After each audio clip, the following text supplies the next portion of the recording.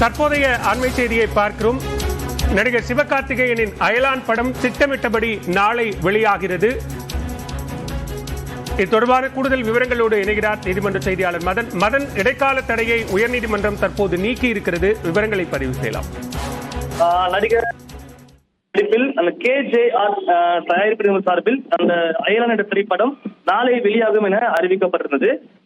இந்த நிலையில்தான் கடந்த 2019ஆம் ஆண்டு இந்த தயாரிப்பு நிறுவனத்திற்கும் MS சேலஞ்ச் என்ற ஒரு திரைப்பட விளம்பர நிறுவனம் இருவருக்குள்ளமாக ஒரு ஒப்பந்தம் போடப்பட்டது. அதன்படி பல்வேறு தொழில் ரீதியான அந்த ஒப்பந்தம் போடப்பட்டு இந்த MS சேலஞ்ச் நிறுவனம் இந்த தயாரிப்பு நிறுவனத்திற்கு பல்வேறு பணிகளை செய்து கொடுத்துள்ளது. இதற்காக அவர்களுக்கு வழங்க வேண்டிய அந்த 1.5 கோடி ரூபாய் நிலுவையில் இருந்து வந்தது. அதன் பிறகு ஏற்கனவே சிவகார்த்திகேயன் நடித்த அந்த டாக்டர் என்ற திரைப்படம் வெளியாவதற்கு முன்னர் அந்த தொகையை செலுத்துவதாக ஒரு உறுதியளிக்கப்பட்டது. அதன் பிறகு 50 லட்சம் மட்டுமே அப்போது வழங்கப்பட்டது.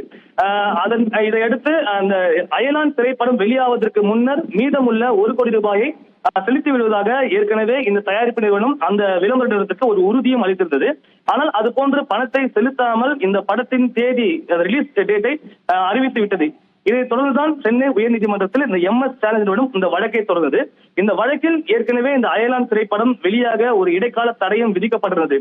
இந்த நிலையில் நாளை இந்த படம் வெளியாக உள்ள நிலையில் இந்த வழக்கு இன்று மீண்டும் விசாரணைக்கு வந்த போது இன்று காலை விசாரணைக்கு வந்தது நீதிபதி அப்துல் குத்தூஸ் முன்பு.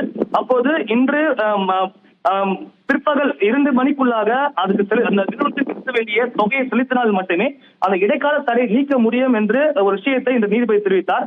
அதன் பிறகு உடனடியாக அந்த தயாரிப்பு நிறுவனம் அந்த வழக்கு தொடர்ந்து அந்த மனுதாரர்கள் சென்று 50 லட்சம் ரூபாயை இன்று செலுத்தி விட்டார்கள். அது மட்டுமில்லாமல் மீதமுள்ள அந்த 50 லட்சம் ரூபாயை ஏப்ரல் 10ஆம் தேதிக்குள்ளாக செலுத்துவதாக உத்தரவாதத்தையும் கொடுத்துள்ளார்கள். இதன் பிறகு பிற்பகல் மீண்டும் இந்த வழக்கை விசாரித்த நீதிபதியிடம் இந்த ஒரு விஷயம் தெரிவித்தார்கள். இதைத் தொடர்ந்து ஏற்கனவே அந்த 50 லட்சம் செலுத்திவிட்டது. மீண்டும் ஏப்ரல் 10ஆம் தேதிக்குள்ளாக மீதமுள்ள தொகை செலுத்தப்படும் என்று உத்தரவாதம் அளிக்கப்பட்டதை அடுத்து ஏற்கனவே இந்த படத்திற்கு விதிக்கப்பட்ட இந்த இடைக்கால தடையை நீக்கி தற்போது சென்னை உயர்நீதிமன்றம் உத்தரவு பிறப்பித்துள்ளது. நன்றி மதன், விரிவான விவரங்களை பதிவு செய்தமைக்கு.